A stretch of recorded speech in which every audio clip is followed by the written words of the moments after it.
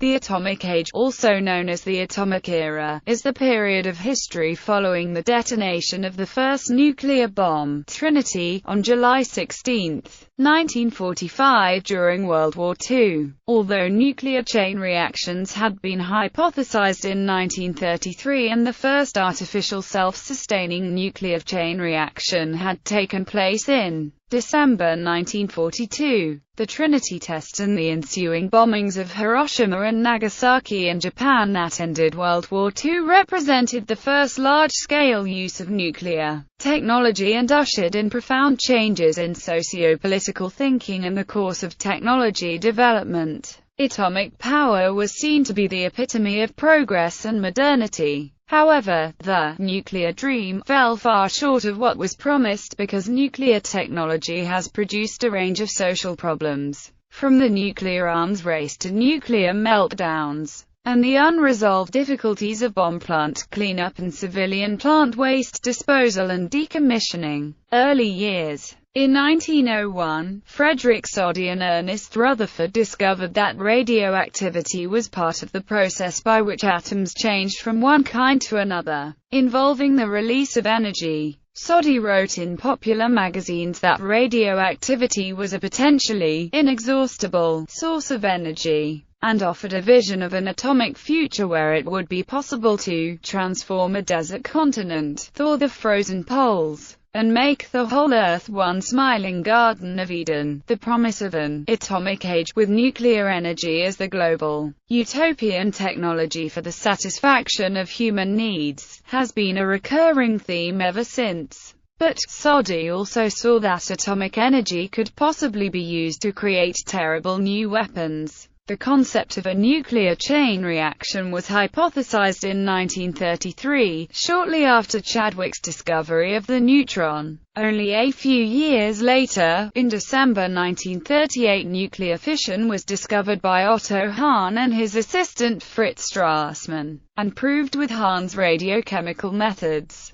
The first artificial self-sustaining nuclear chain reaction took place in December 1942 under the leadership of Enrico Fermi. In 1945, the pocketbook The Atomic Age heralded the untapped atomic power in everyday objects and depicted a future where fossil fuels would go unused. One science writer, David Dietz, wrote that instead of filling the gas tank of your car 2 or 3 times a week, you will travel for a year on a pellet of atomic energy the size of a vitamin pill. Glenn T. Seaborg, who chaired the Atomic Energy Commission, wrote, "There will be nuclear-powered Earth-to-Moon shuttles, nuclear-powered artificial huts, plutonium-heated swimming pools for scuba divers, and much more." World War II. The phrase, atomic age, was coined by William L. Lawrence, a New York Times journalist who became the official journalist for the Manhattan Project, which developed the first nuclear weapons. He witnessed both the Trinity test and the bombing of Nagasaki and went on to write a series of articles extolling the virtues of the new weapon. His reporting before and after the bombings helped to spur public awareness of the potential of nuclear technology and in part motivated development of the technology in the US and in the Soviet Union. The Soviet Union would go on to test its first nuclear weapon in 1949. In 1949, U.S. Atomic Energy Commission Chairman David Lilienthal stated that atomic energy is not simply a search for new energy, but more significantly a beginning of human history in which faith in knowledge can vitalize man's whole life. 1950s. The phrase gained popularity as a feeling of nuclear optimism emerged in the 1950s, in which it was believed that all power generators in the future would be atomic in nature. The atomic bomb would render all conventional explosives obsolete, and nuclear power plants would do the same for power sources such as coal and oil. There was a general feeling that everything would use a nuclear power source of some sort, in a positive and productive way.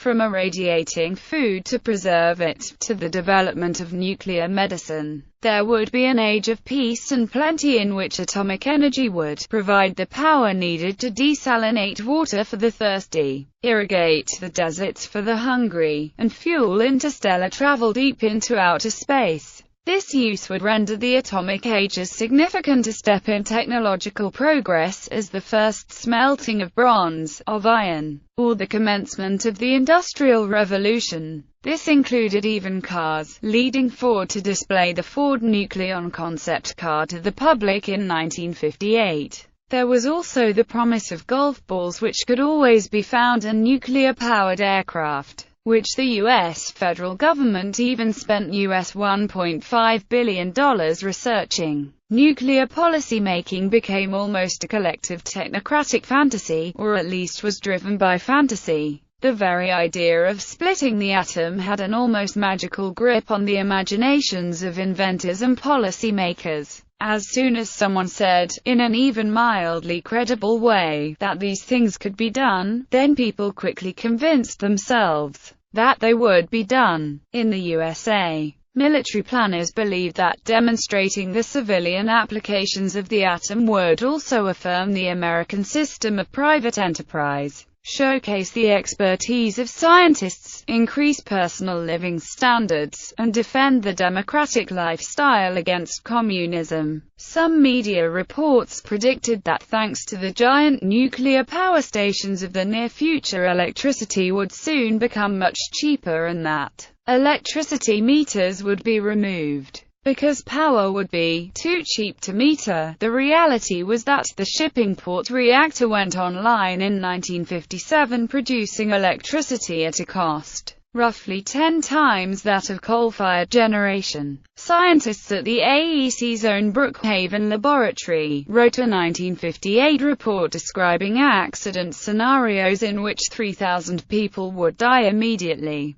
with another 40,000 injured. Fear of possible atomic attack from the Soviet Union caused U.S. schoolchildren to participate in duck and cover civil defense drills. In the late 1950s, there was a stadium north of Las Vegas, Nevada, where tourists gathered to watch above-ground nuclear weapons tests taking place at the Nevada Test Site.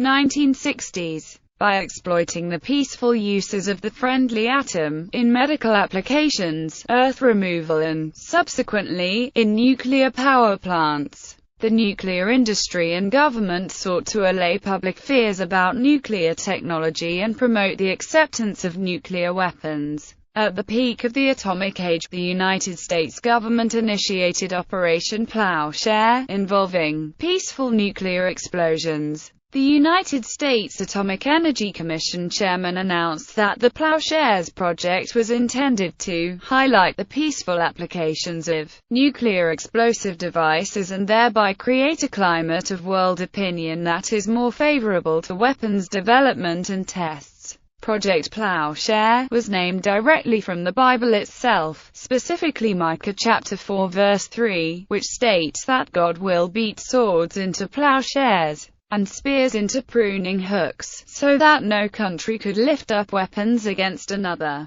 Proposed uses included widening the Panama Canal, constructing a new sea-level waterway through Nicaragua nicknamed the Pan-Atomic Canal, cutting paths through mountainous areas for highways, and connecting inland river systems. Other proposals involved blasting underground caverns for water, natural gas, and petroleum storage. It was proposed to plant underground atomic bombs to extract shale oil in eastern Utah and western Colorado. Serious consideration was also given to using these explosives for various mining operations. One proposal suggested using nuclear blasts to connect underground aquifers in Arizona. Another plan involved surface blasting on the western slope of California's Sacramento Valley for a water transport project. However, there were many negative impacts from Project Plowshare's 27 nuclear explosions. Consequences included blighted land, relocated communities, tritium-contaminated water, radioactivity,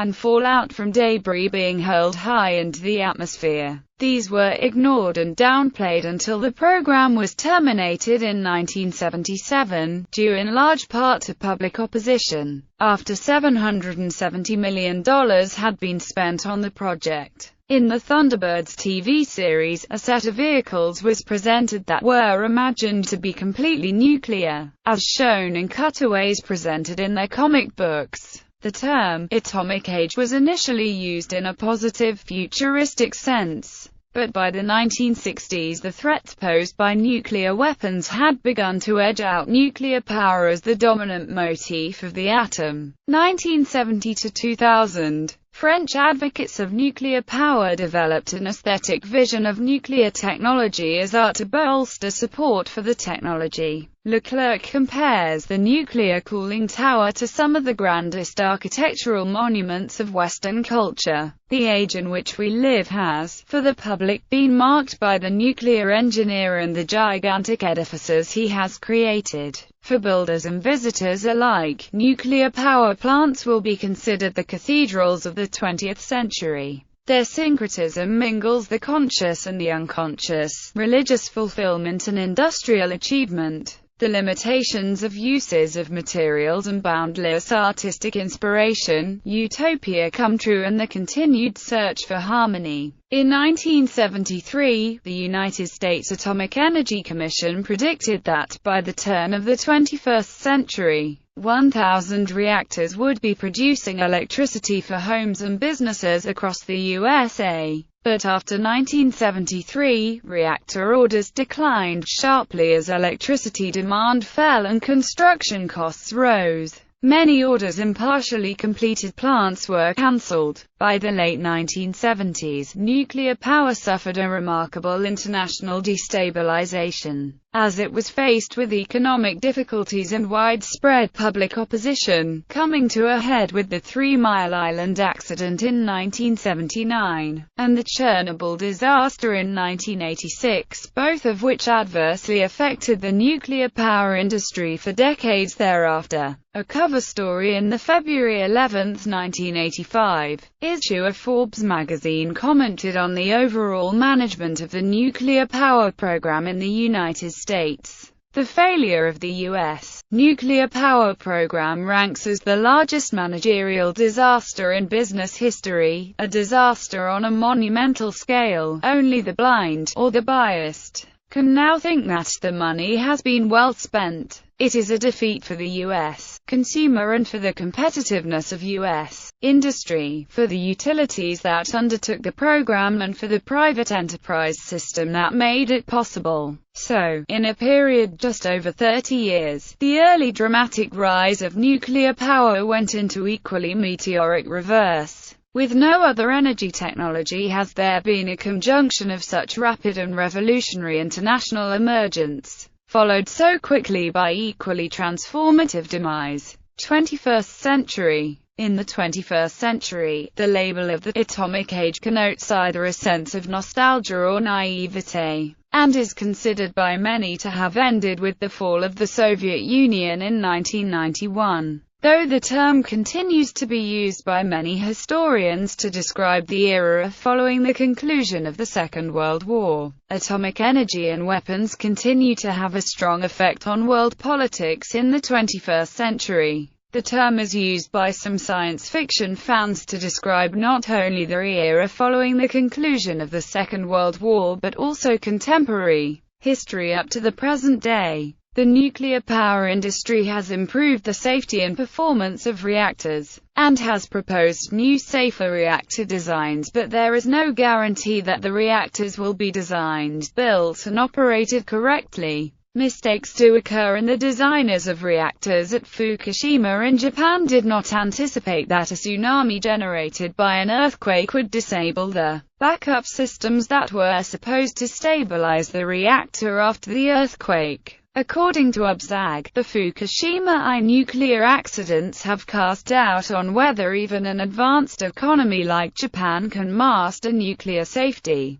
Catastrophic scenarios involving terrorist attacks are also conceivable. An interdisciplinary team from MIT has estimated that if nuclear power use tripled from 2005 to 2055, at least 4 serious nuclear accidents would be expected in that period. In September 2012, Japan announced that it would completely phase out nuclear power by 2030. Although under the Abe administration this is now unlikely, with Germany, and other countries in reaction to the accident at Fukushima. Germany plans to completely phase out nuclear energy by 2022.